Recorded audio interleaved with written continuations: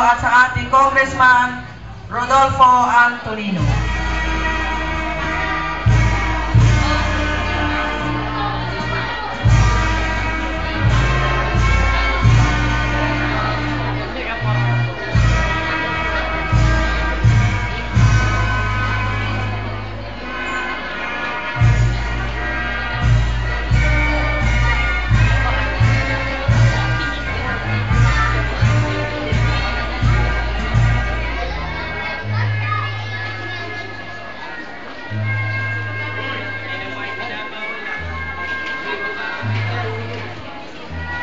Katibayan ng pagkilala, ipinagkaloob kina Ginoong Ginang Efren Joseph Quiros bilang natatanging magulang ng taon, huwarang ama at ina, na siyang humubog sa kanilang anak na si Anton Severino V.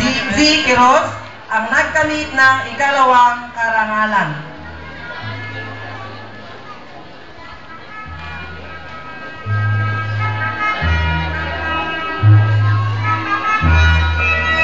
At ang nagkamit ng unang karangalan, Jacqueline C.